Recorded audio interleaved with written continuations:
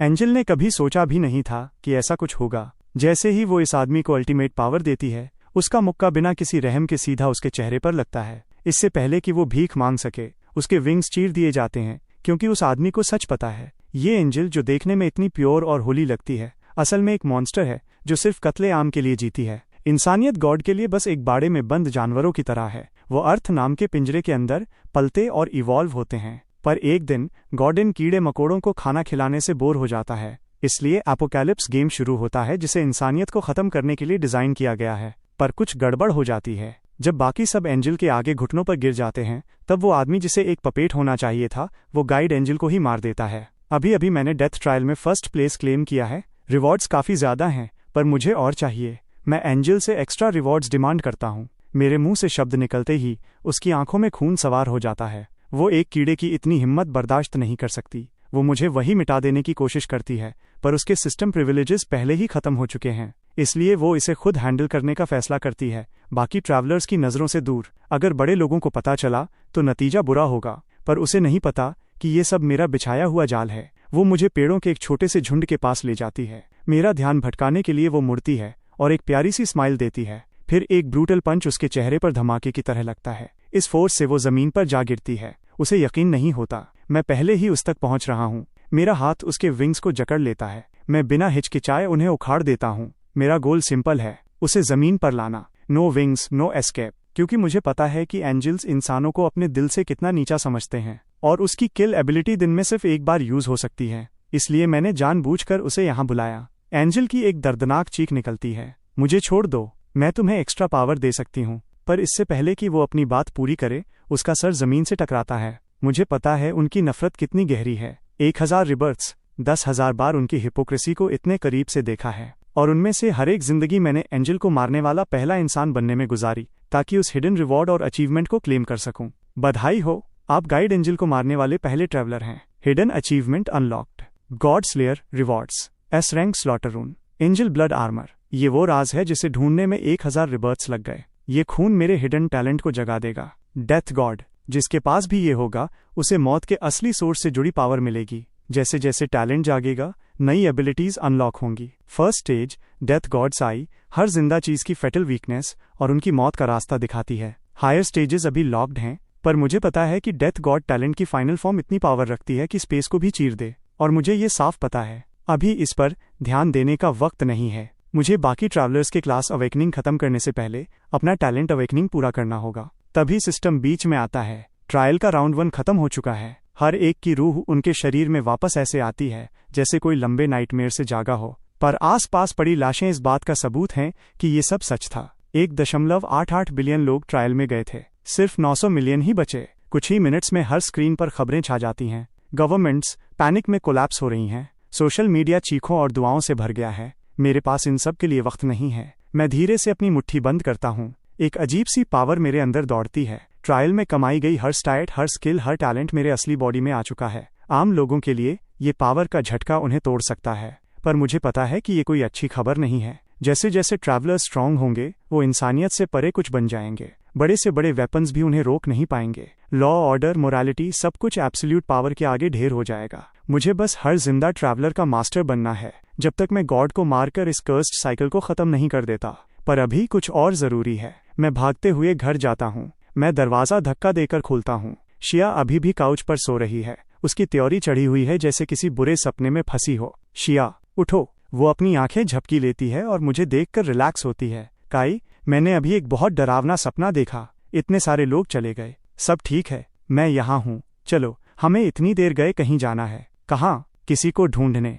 वो बंदा वेड है। मेरी पहली रिबर्थ की यादों में ये सो कॉल्ड सीनियर शिया को महीनों से बुली कर रहा था। वो अपने साइज का फायदा उठाकर उसे हमेशा परेशान करता, पैसे मांगता, और बाद की रिबर्थ्स में हालत और खराब हो गए, बहुत खराब। उसने शिया को हॉस्पिटल पहुंचा दिया था। जब पहली बार मेरा पुनर्जन्म हुआ, मैं इतना कमजोर था कि कुछ नहीं कर सका। पर इस बार बात अलग है। हम जल्दी ही वेड के पुराने ठिकाने पर पहुंचते हैं। बेशक वो वहां अपने कुछ गुंडों के साथ एली के एंट्रेंस पर खड़ा है। वो शिया को देखता है और उस घमंडी स्माइल के साथ आगे बढ़ता है। वेल, इतनी रात को अपने सीनियर से मिलने आई हो, कितने पॉकेट मनी लाई हो? उसकी नज़र मुझ पर पड़ती ही नहीं, क्योंकि उसके दिमाग में शिया का बड़ा भाई एक बेकार बुज़दिल है जो एक नज़र के भी लायक नहीं। मैं आगे बढ़ता हूँ, मेरी आवाज़ एकदम शांत है। घुटनों पर बैठो, इससे माफ़ी मांगो। 2 सेकंड का सन्नाटा, फिर हंसी। क्या इस बच्चे का दिमाग खराब हो गया है? वो अपना सेंटेंस पूरा नहीं कर पाता। मैं उसकी कलाई पकड़ लेता हूँ। हड्डी टूटने की आवाज़ उस सन्नाटे को चीर देती है, जैसे कोई ब्लेड चली हो। वेड की हंसी तुरंत गायब हो जाती है और उसकी जगह एक ऐसी चीख निकलती है जो रात का सन्नाटा चीर देती है। उसकी गैंग होश में आती है और जो भी उनके हाथ लगा उसे लेकर मुझ पर झपटते हैं। मैं एक लोहे की रॉड से अपना सर बचाता हूँ और वो अपना हथेली पहले बंदे की छाती में जोर से मारता है। उस बंदे की पूरी बॉडी जमीन से ऊपर उठकर सीधा दीवार से जा टकराती है। दूसरा वाला थोड़ा फास्ट होता है और सीधा उसके चेहरे पर पंच मारने की कोशिश करता है। वो बड़े आराम से एक तरफ हट जाता है और उसकी कॉलर पकड़ लेता है। वो उसको ऐसे फेंकता है जैसे उसका कोई वजन ही ना हो। शुरू से खत्म तक सब कुछ 5 सेकंड के अंदर हो जाता है। गली में अब एकदम सन्नाटा है। वेड जमीन पर ढेर पड़ा है, अपनी टूटी हुई कलाई पकड़े हुए। डर के मारे उसका चेहरा सफेद पड़ गया है। वो उसके सामने घुटनों के बल बैठता है। उसकी आंखें बर्फ की तरह ठंडी हैं। वो उससे पूछता है कि क्या उसने न्यूज़ नहीं देखी। 1.8 बिलियन लोग ट्रायल में गए थे, जिसमें से 900 मिलियन मर गए और उसने फर्स्ट प्लेस हासिल किया है। वेड की आंखें फट जाती हैं। जाहिर है उसने न्यूज़ देखी थी। पूरी दुनिया इस तबाही की बातें कर रही है। जो लोग बच गए वो इंसानी हदों से परे की पावर्स लेकर वापस आए हैं। उन्हें ट्रैवलर्स कहा जाता है और जो आदमी उसके ठीक सामने खड़ा है वो नंबर 1 रैंक पर है। वो वेड को वार्निंग देता है कि आज के बाद अगर वो कभी भी शिया के आसपास या उसकी नज़र में भी आया तो वो उसकी हालत मौत से भी बदतर कर देगा। वो मुड़ता है और शिया का हाथ पकड़ लेता है। उसका हाथ हल्का सा कांप रहा होता है। शिया पूछती है कि वो इतना स्ट्रांग कब से हो गया। अब उसको किसी से डरने की जरूरत नहीं है,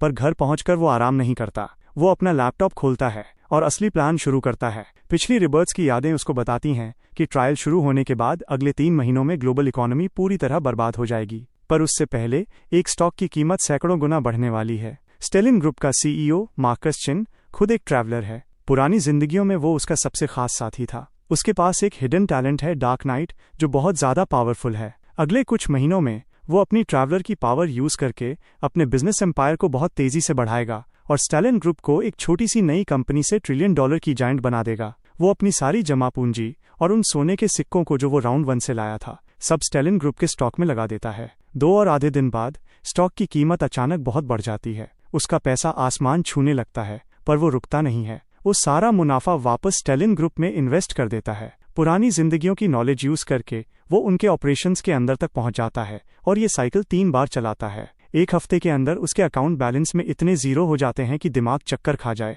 वो स्टेलिन ग्रुप का एक मिस्ट्री शेयर होल्डर बन जाता है जिसके पास 31% शेयर हैं। शिया अपने फोन पर बैंक नोटिफिकेशन देखकर एकदम फ्रीज हो जाती है। वो पूछती है कि क्या यहाँ कुछ ज्यादा ही जीरो हैं? ये कितना पैसा है? वो कहता है कि ये इतना है कि उसकी कई जिंदगियां निकल जाएं। वो डरती है कि कहीं उसने कुछ गलत तो नहीं किया, पर वो सिर्फ मुस्कुरा देता है और कुछ नहीं कहता।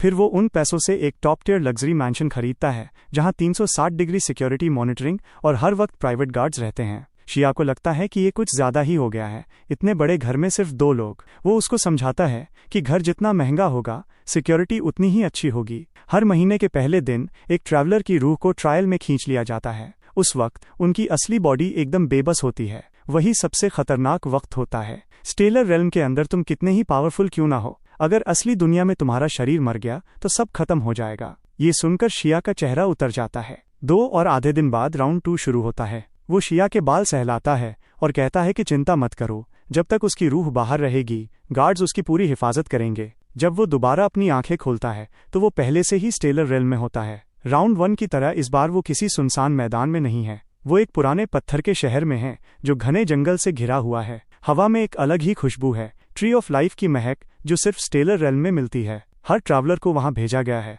और बहुत से लोग उसको पहचान लेते हैं। पिछले ट्रायल का first place holder the black scythe. भीड़ अपने आप उससे दूरी बनाए रखती है। उनकी आंखों में डर और रेस्पेक्ट दोनों हैं। तभी अचानक वहां एक एंजल प्रकट होती है। सब हैरान होते हैं कि ये पहले वाली एंजल क्यों नहीं है। वो मुस्कुराकर बताती है कि पिछली गाइड एंजल के साथ एक एक्सीडेंट हो गया था, इसलिए वो राउंड 2 में सबका रास्ता दिखाएगी। उसकी नज़रों में ये भी वही पुरानी गंदगी है जो एक नए मुखौटे के पीछे छुपी है। फिर एंजल रूल्स अनाउंस करती है। इस राउंड में ट्रैवलर्स को 3 घंटे के अंदर एक जोन कमांडर चुनना होगा। अच्छी खबर यह है कि इस राउंड में मारकाट की जरूरत नहीं है। जो जीतेगा वो जोन के सारे ट्रैवलर्स को कमांड करेगा और ये तक फैसला कर सकेगा कि कौन जिएगा और कौन मरेगा। वोटिंग 2 और आधे घंटे में शुरू होगी। जो लोग वोट पूरा कर लेंगे उन्हें वापस असली दुनिया में भेज दिया जाएगा। भीड़ खुशी से झूम उठती है क्योंकि किसी को मारना नहीं पड़ेगा। उन्हें ये बात पसंद आती है, पर उसको असली सच पता है। जोन कमांडर चुनना असली मकसद नहीं है। राउंड 2 का एक हिडन मिशन है, पर वो सिर्फ लेवल 10 पर शुरू होता है,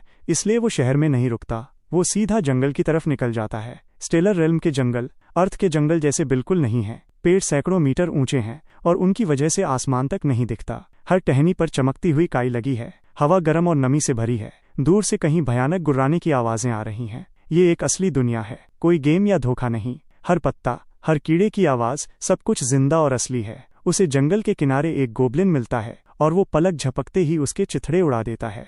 पर किनारे पर ज्यादा शिकार नहीं है। वो जंगल के एकदम बीच में जाता है जहां गोब्लिन्स के बड़े बड़े झुंड रहते हैं। कोई भी आम ट्रैवलर अगर यहाँ भटक जाए तो कभी वापस नहीं निकल पाएगा। वो मुस्कुरा देता है। डेथ गॉड साई एक्टिवेट हो जाती है, जो अंधेरे में हल्की नीली चमक देती है। उसे हर गोब्लिन का कमजोर पॉइंट साफ दिख रहा है। एक वार, एक मौत। आधे घंटे बाद वो लेवल 9 पर पहुंच जाता है। बिना सोचे समझे वो अपने सारे एट्रीब्यूट पॉइंट्स एजिलिटी में डाल देता है। 1000 रीबर्थ्स ने उसको सिखाया है कि चाहे कुछ भी हो जाए, वो जानता है कि शुरुआती स्टेज में बॉडी चाहे कितनी ही टफ क्यों ना हो, एक फेटल स्ट्राइक सब खत्म कर सकती है। पर अगर स्पीड काफी हो तो कोई उसे छू भी नहीं पाएगा। तभी उसे अपने पीछे किसी का एहसास होता है। Death god Sai 2 life signatures पकड़ती है, एक पेड़ के पीछे और एक झाड़ियों में। वो अपनी छोटी ब्लेड उठाता है और कहता है, बाहर आओ। पेड़ के पीछे से एक औरत बाहर आती है, एक ट्रैवलर। फिर उसके पीछे एक आदमी भी निकलता है। जैसे ही वो उस आदमी का चेहरा देखता है, उसकी आंखें फट जाती हैं। ये जैसू है, मार्क्स चिन का राइट हैंड मैन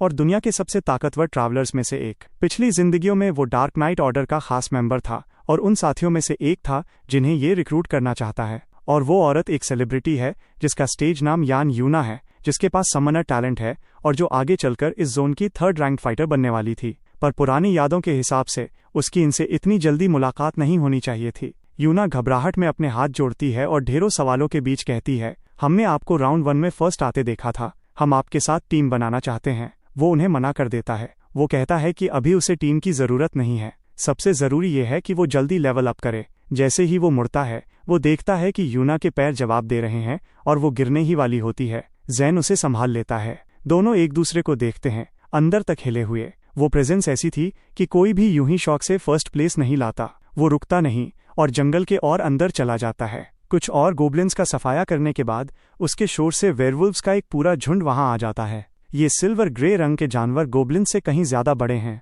2 पैरों पर खड़े होकर इनकी हाइट 2 मीटर से ज्यादा है और इनके हाथ पैर सख्त फर से ढांपे हुए हैं। पर डेथ गॉड साई के जरिए उनकी बॉडी का हर कमजोर पॉइंट एक टारगेट की तरह चमक रहा है। वो मुस्कुराकर हिसाब लगाता है कि लेवल अप करने के लिए ये काफी हैं। साइथ घूमती है और हर तरफ खून बिखर जाता है। Congratulation, level 10 reached. Shop unlocked. Inventory में एंजल ब्लड डिटेक्ट हुआ है। हिडन टैलेंट अवेकनिंग एक्टिवेट करें। बिना किसी हिचकिचाहट के वो यस चुन लेता है। एंजल ब्लड एक नीली लौ में बदलकर उसकी हथेली में समा जाता है। एक पल में उसकी रूह की गहराइयों से पावर का एक भयानक झटका निकलता है। जमीन पर उसकी परछाई मुड़ती मरोड़ती है और एक काली स्याह साइथ का रूप ले लेती है। Hidden talent death god stage 1 awakening पूरी हुई। एक्सक्लूसिव वेपन मिल गया, soul eater scythe. Death god scythe activate हो चुकी है। Eternal night domain soul reap unlock हो गया है और डेथ मार्क मिल गया है। टारगेट्स को होने वाला डैमेज 120% बढ़ गया है। नया टाइटल मिला, God slayer bonus effect, divine beings के खिलाफ डबल डैमेज।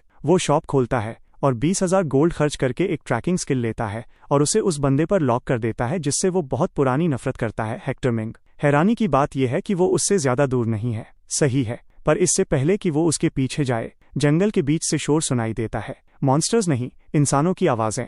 नहीं, पूरी तरह इंसानी नहीं। इसमें कुछ साफ और अलग सी आवाज है, जैसे हवा के साथ मिलकर पेड़ों से पानी गिर रहा हो। वो उस आवाज का पीछा करते हुए बड़े फंस के झुंड से निकलता है। सामने का सीन देखकर वो ठिठक जाता है। ट्रैवलर्स के एक ग्रुप ने किसी को घेरा हुआ है, वेपन्स निकाले हुए, और उनके चेहरों पर लालच साफ दिख रही है। घेरे के बीच में एक छोटी लड़की एक बड़े पेड़ की जड़ों से सटकर दुबकी बैठी है। वो इंसान नहीं है। सिल्वर सफेद बालों के बीच से नुकीले कान दिख रहे हैं। उसका रंग इतना सफेद है कि लगभग ट्रांसलूसेंट लग रहा है। उसके सिल्वर बाल खून से सने हुए हैं और एमरॉल्ड जैसी हरी आंखों में डर और गुस्सा दोनों हैं। वो एक एल्फ है, स्टेलर रेल्म की रहने वाली। 1000 रिबर्थ्स की यादों में एल्व्स इस कॉन्टिनेंट की सबसे पुरानी नस्लों में से हैं। वो नेचर के साथ मिलकर रहते हैं और उनके पास ताकतवर मैजिक और सदियों लंबी उम्र होती है। पर जैसे जैसे गॉड के ट्रायल्स बढ़ते गए, ट्रैवलर्स के सैलाब ने स्टेलर रेल्म को घेर लिया और एल्व्स का इलाका धीरे धीरे खत्म होता गया। उनकी नस्ल लगभग खत्म होने को है। डेथ गॉड साई उस लड़की को स्कैन करती है। उसकी लाइफ फोर्स तेजी से गिर रही है। शरीर पर इतने गहरे जख्म हैं कि हड्डी दिख रही है। पर जो चीज उसे हैरान करती है वो है उसके अंदर उठता हुआ मैजिक एल्विन रॉयल्टी का ब्लडलाइन पावर। अपने काम से काम रखो। लीड ट्रैवलर मुड़ता है, उसे एक नज़र देखता है और उसके एक्सप्रेशन बदल जाते हैं। वो उसे पहचान लेता है, पर लालच डर पर भारी पड़ जाती है। ये एल्फ बहुत महंगी है। सिस्टम कहता है रेयर रेस को मारने पर स्पेशल रिवॉर्ड्स मिलते हैं। अगर तुम्हें हिस्सा चाहिए तो हम डील कर सकते हैं। वो अपनी बात पूरी नहीं कर पाता, वो पहले ही उसके सामने पहुंच जाता है। सोल ईटर साइथ सीधा उसकी छाती के पार हो जाती है। क्योंकि तुम मेरा नाम जानते हो इसलिए मरना पड़ेगा। बाकी ग्रुप होश में आकर एक साथ उस पर हमला करता है जैसे उनकी कोई बिसात हो। जंगल जल्दी ही शांत हो जाता है। वो अपने चेहरे से खून पोंछता है, आखिरी लाश से अपनी ब्लेड निकालता है और उस एल्फ लड़की की तरफ मुड़ता है। वो अभी भी वही दुबकी बैठी है जो उसने देखा, उससे एकदम सुन्न पड़ गई है। उसके होंठ कांप रहे हैं, पर वो भीख नहीं मांगती। गुस्से में है पर ज्यादा डरी हुई है। उसकी नजरों में ट्रैवलर्स और हमलावर एक ही बात है। वो नीचे बैठता है ताकि डरावना ना लगे और पूछता है तुम्हारा नाम क्या है। वो थोड़ी देर शांत रहती है। नारी। उसकी आवाज भारी और धीमी है। तुम्हारे जख्म गहरे हैं, इलाज की जरूरत है। वो अपनी इन्वेंट्री से एक हीलिंग वायल निकालता है और उसके सामने रख देता है। नारी उसे देर तक देखती रहती है, फिर एक कांपते हुए हाथ से उसे उठाती है। उसका ढक्कन दांतों से खोलती है और वो लिक्विड अपने जख्मों पर डाल देती है। वो हरा लिक्विड स्किन में समा जाता है और जख्म आंखों के सामने भरने लगते हैं।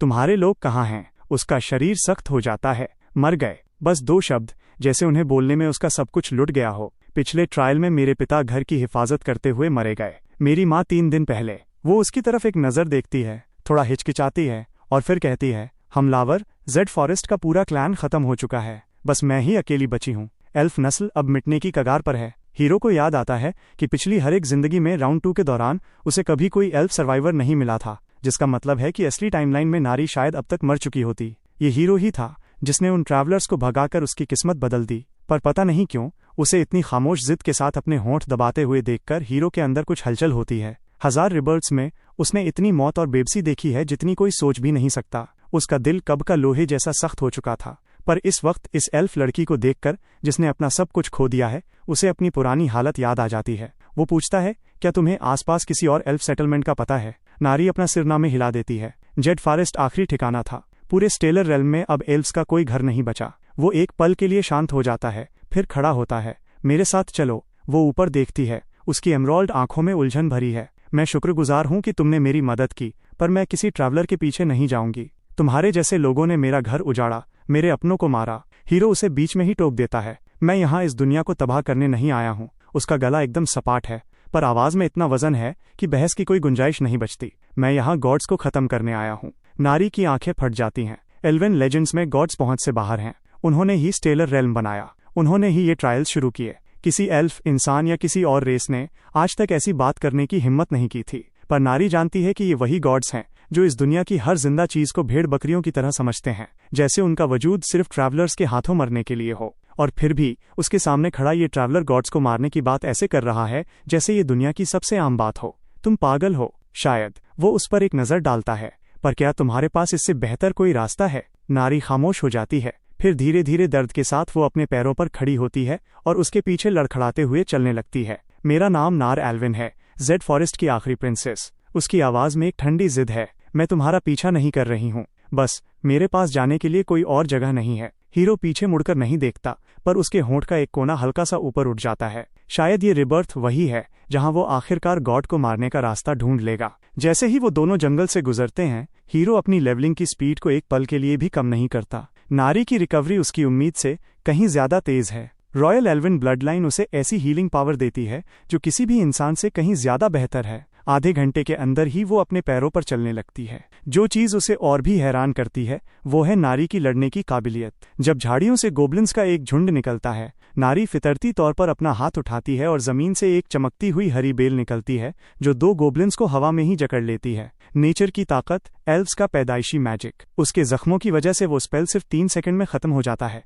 पर ये उसके पोटेंशियल के बारे में सब कुछ बता देता है। तुम अभी भी लड़ सकती हो। एल्व्स बाहरी लोगों के सामने कमजोरी नहीं दिखाते। ये कहते हुए वो अपनी ठुड्डी ऊपर उठाती है, पर उसका चेहरा कागज जैसा सफेद है। वो बस हिम्मत दिखाने की कोशिश कर रही है। हीरो कुछ नहीं कहता। वो मुड़ता है और बिना एक शब्द बोले बाकी बचे गोब्लिन्स का सफाया कर देता है। तभी ट्रैकिंग स्किल से एक पिंग की आवाज आती है। कोई बहुत करीब है। हीरो की आंखें ठंडी पड़ जाती हैं। यहाँ रुको, हिलना मत। नारी अपनी त्योरी चढ़ाती है। तुम कहाँ जा रहे हो? कुछ पुराने हिसाब बराबर करने। हेक्टर मिंग, ये नाम उसके 1000 रिबर्थ्स में लगभग हर बार आया है। हमेशा दर्द के साथ जुड़ा हुआ। पिछली जिंदगियों में उसने हीरो को एक से ज्यादा बार धोखा दिया और उसके सबसे करीबी लोगों को चोट पहुंचाई। हीरो उसे रिएक्ट करने का कोई मौका नहीं देता। उसका शरीर एक झलक दिखाकर गायब हो जाता है और जंगल की गहराइयों में समा जाता है। वो सबसे घटिया इंसान है जिसे हीरो ने आज तक जाना है। धोखा देना, पीठ में छुरा घोंपना, किसी गिरे हुए इंसान को और लात मारना, ये शब्द भी उसके लिए कम है। हीरो की 7th रिबर्थ में उसने सिर्फ एक गियर के लिए हीरो की लोकेशन बेच दी थी, जिसकी वजह से हीरो घेर लिया गया और मारा गया। रिबर्थ 123 में जब हीरो जख्मी पड़ा था, उसने अपने हाथों से हीरो का गला काटकर उसे खत्म किया था। रिबर्थ 409 में उसने शिया को खुद मारा था। शिया की चीखें आज भी हीरो के बुरे सपनों में गूंजती हैं। 1000 साइकिल्स हो गए पर एक बार भी एक्सेप्शन नहीं मिला। चाहे हीरो टाइमलाइन को कितना ही बदल दे, उसे कितने ही मौके क्यों न दे, ये आदमी अंदर तक सड़ चुका है। इंसान की शक्ल में एक भेड़िया। इसलिए अपने 500th रिबर्थ से हीरो ने हिचकिचाना छोड़ दिया। हर जिंदगी में अगर हेक्टर मिंग दिखा तो उसे देखते ही मार देना है। जंगल की गहराइयों में शिकार पहले से ही शुरू हो चुका है। यूना की बाईं टांग हड्डी तक चीर चुकी है। खून से उसकी आधी पैंट भीग गई है। वो एक पेड़ से सटी खड़ी है। चेहरा एकदम बेरंग हो चुका है। वो पेड़ का सहारा लिए खड़ी है। चेहरा हड्डी जैसा सफेद और खून की कमी से होंठ हल्के बैंगनी पड़ गए हैं। जैन उसके सामने खड़ा है। अपनी छोटी ब्लेड उठाए हुए उसके हाथ फट चुके हैं और खून बह रहा है, पर उसकी नजरों में डर नहीं है। और उनके सामने हेक्टर मिंग और उसके 6 आदमी धीरे धीरे घेराबंदी कर रहे हैं। अब भागने की कोई जगह नहीं बची। हेक्टर मुस्कुरा रहा है। उसके होंठ से घास का एक तिनका लटक रहा है। सीधे बंद कर रहो तो शायद मैं तुम्हें जिंदा छोड़ दूं। हे स्वीट हार्ट, तुम देखने में बुरी नहीं हो। मेरे साथ रहो तो यहाँ किसी रानी की तरह जियोगी। चुप रहो। जैन की आवाज बर्फ जैसी ठंडी है। ओहो, इसकी हिम्मत तो देखो। हेक्टर अपना सिर टेढ़ा करता है। उसकी आंखों में बेरहमी चमकती है। तो फिर पहले इसकी हिम्मत ही तोड़ते हैं, इसे साफ तरीके से खत्म करते हैं और देखते हैं ये कितना टफ है। सारे 6 आदमी एक साथ आगे बढ़ते हैं। जैन कोई कच्चा खिलाड़ी नहीं है। वो अपनी ब्लेड से पहले 2 को हटा देता है, पर तीसरे आदमी का भाला उसके कंधे के पार निकल जाता है। चौथे आदमी की लोहे की रॉड उसकी पीठ पर जोर से लगती है। वो अपने दांत पीसकर एक घुटने पर बैठ जाता है। गिरने से इनकार कर देता है। हेक्टर आराम से उसके पास चलता हुआ आता है, उस पर हावी होते हुए। अभी भी लड़ रहे हो? वो अपना पैर उठाता है और उसे जैन के जख्म पर जोर से रगड़ देता है। जैन के मुंह से एक दबी हुई कराह निकलती है और उसकी नसें, उसके माथे पर नसें उभरने लगती हैं, पर उसके मुंह से एक भी चीख नहीं निकलती। इंटरेस्टिंग, हेक्टर कहता है। वो अपना पैर पीछे खींचता है और यूना की तरफ मुड़ता है। जब ये कोऑपरेट नहीं करेगा तो वो अपनी बात पूरी भी नहीं कर पाता कि एक एकदम काली स्याह स्केत खामोशी से उसकी गर्दन पर आ टिकती है। ब्लेड उसकी गर्दन की नस से 1 मिलीमीटर से भी कम दूरी पर है। हेक्टर एकदम सुन्न हो जाता है। उसने किसी के आने की आहट तक नहीं महसूस की थी। वो एकदम जम गया। न कोई कदमों की आवाज, न हवा का रुख बदला, मानो मौत खुद खाली जगह से निकलकर वहां आ गई हो। हिलना मत। उसके पीछे से हीरो की आवाज आती है, जो इतनी शांत है जैसे कोई मौसम की खबर सुना रहा हो, पर उस स्केत पर चमकने वाले नीले रून से ऐसी ठंडक निकल रही है जो किसी की भी हड्डियों तक को जमा दे। ये सिर्फ मारने का इरादा नहीं है, ये मौत की असली महक है। हेक्टर के सारे 6 आदमी जम जाते हैं। उनके चेहरों पर जो घमंड था, उसकी जगह तुरंत डर ने ले ली है। उन्होंने राउंड 1 में इस वेपन को पहचान लिया था। सबने उस लेजेंड के बारे में सुना था, द सोल ईटर स्केथ, ब्लैक स्केथ का हथियार जो राउंड 1 का नंबर 1 चैंपियन है। ये तो ब्लैक स्केथ है, उनमें से एक बंदा कांपती आवाज में कहता है। हेक्टर का गला सूख जाता है। ठंडा पसीना उसके सर से टपक कर ब्लेड के पीछे गिरता है। एक हल्की हिस की आवाज आती है, जैसे वो मेटल को खा रही हो। वो जबरदस्ती एक स्माइल लाता है और उसकी आवाज में अचानक झूठी अपनापन आ जाती है। हे, चलो बात करते हैं। हमारी तो कोई दुश्मनी नहीं है। हमारे बीच का कर्ज इतना बड़ा है कि तुम एक पूरी जिंदगी में भी नहीं चुका सकते। हेक्टर की आंखें फट जाती हैं। क्या हम पहले मिले हैं? तुम्हें बस एक बात जानने की जरूरत है। वो स्केथ को पीछे खींचता है और एक कदम पीछे हटता है। हेक्टर को लगता है कि वो बचकर निकल रहा है। उसका शरीर तेजी से आगे लपकता है ताकि दूरी बना सके, पर आधे कदम के बाद ही वो ठिठक जाता है क्योंकि वो नीचे देखता है। उसका दायां हाथ गायब है। वो जम जाता है क्योंकि वो नीचे देखता है और देखता है कि उसका राइट हाथ बस खत्म हो चुका है। कटा हुआ हिस्सा एकदम मक्खन की तरह साफ है। अभी तक खून की एक बूंद भी नहीं गिरी। आज तुम मरोगे। फिर अचानक खून का फव्वारा निकलता है। हेक्टर चीखता है और लड़खड़ाते हुए पीछे हटता है, अपना बायां हाथ अपनी कलाई पर जोर से दबाए हुए। उसके 6 आदमी आखिरकार होश में आते हैं और डर के मारे अपने वेपन्स उठाते हैं, पर उनकी मूवमेंट्स हीरो को एकदम स्लो लगती हैं। डेथ गॉड्स आई एक्टिवेट हो जाती है। 6 बॉडीज, हर फेटल पॉइंट साफ चमक रहा है। दिल, रीढ़ की हड्डी, कनपटी, हर एक कमजोर पॉइंट पर नीला निशान लॉक हो चुका है। वो हरकत में आता है। पहले बंदे को अपनी नज़रों के सामने एक काली झलक दिखती है, फिर उसकी गर्दन पर एक ठंडी लकीर महसूस होती है। वो नीचे देखता है, जख्म से खून बह रहा है। इससे पहले कि वो उसे ढकने के लिए हाथ उठा सके, उसके पैर जवाब दे देते हैं। दूसरा बंदा उस पर वार करता है। उसकी ब्लेड हीरो के चेहरे से 3 इंच दूर ही होती है कि उसका हाथ कटकर उड़ जाता है। फिर स्केथ एक साफ हॉरिजॉन्टल स्वीप करती है और उसे बीच से 2 हिस्सों में काट देती है। तीसरा और चौथा बंदा दोनों तरफ से एक साथ लपकते हैं। वो डॉज नहीं करता, बल्कि सीधा उन पर हमला करता है। सोल ईटर स्केथ हवा में एक आधा चांद बनाती है और अपने पीछे नीली रोशनी छोड़ती जाती है। दोनों बंदे अलग अलग हिस्सों में गिरते हैं। आखिरी वाला, जो सबसे बड़ा और ताकतवर था, उसके पैर कांपने लगते हैं। उसके हाथ से वेपन छूट जाता है। वो घुटनों के बल गिर पड़ता है। प्लीज मुझे छोड़ दो। सॉइल ईटर स्केथ नीचे आती है। रहम करो। शुरू से खत्म तक 4 सेकंड के अंदर 6 लाशें बिछ जाती हैं। जंगल में खून की बू फैल जाती है। हेक्टर जमीन पर गिर पड़ता है और किसी पत्ते की तरह कांपने लगता है। वो 6 लोग राउंड 1 में बचकर आए थे। उनकी ताकत और रिफ्लेक्सेस इंसानों से कहीं ज्यादा थी, पर इस आदमी के सामने वो कागज की तरह कमजोर निकले। हेक्टर आखिरकार एक सच समझ जाता है। उसकी सामने खड़ा ये आदमी एक अलग ही दुनिया का है। तुम मुझे मार नहीं सकते, वो चीखता है। उसकी आवाज बैठ गई है।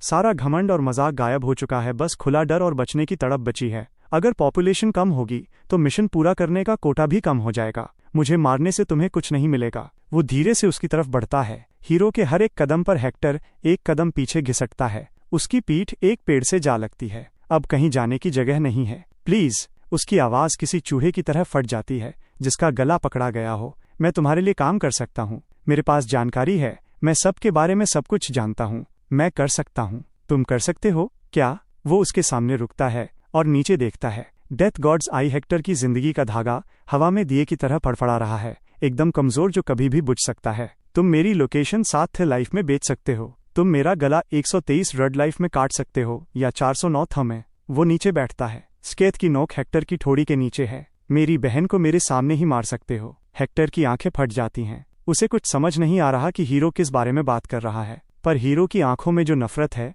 वो इतनी ठंडी और पूरी है कि उसकी रूह कांप उठती है। मुझे नहीं पता आप क्या कह रहे हैं। हेक्टर रोते हुए गिड़गिड़ाना शुरू कर देता है। उसका चेहरा आंसुओं और स्नोट से लथपथ है। मैं कसम खाता हूँ, मुझे नहीं पता। हम पहले कभी नहीं मिले। प्लीज मुझे जाने दो। मैं कभी। तुम सही कह रहे हो, तुम्हें नहीं पता, क्योंकि वो सब अभी तक हुआ ही नहीं है। वो खड़ा होता है। स्केथ ऊपर उठती है। हेक्टर की चीख बीच में ही कट जाती है। उसकी बॉडी से धूमिल रंग की सॉइल एनर्जी निकलती है, जिसे सॉइल ईटर स्केथ सोख लेती है। वो बिना किसी एक्सप्रेशन के उन 7 लाशों को देखता है। जैन और यूना ने ये सब शुरू से खत्म तक देखा था। यूना का चेहरा सफेद पड़ गया है। वो अपना मुंह ढक लेती है ताकि उसे उल्टी ना आ जाए। मारने का वो अंदाज इतना इमोशनलेस था जैसे चींटियों की एक लाइन को कुचल दिया हो। जैन थूक निगलता है। दोनों शुक्रिया अदा करने के लिए झुकते हैं, पर डर के मारे थोड़ी दूरी बनाए रखते हैं। हमारी जान बचाने के लिए शुक्रिया। जैन की आवाज थोड़ी भारी है। वो हिचकिचाता है, फिर खुद को रोक नहीं पाता। आप और वो आदमी, ऐसा लगा जैसे कोई पुरानी दुश्मनी हो।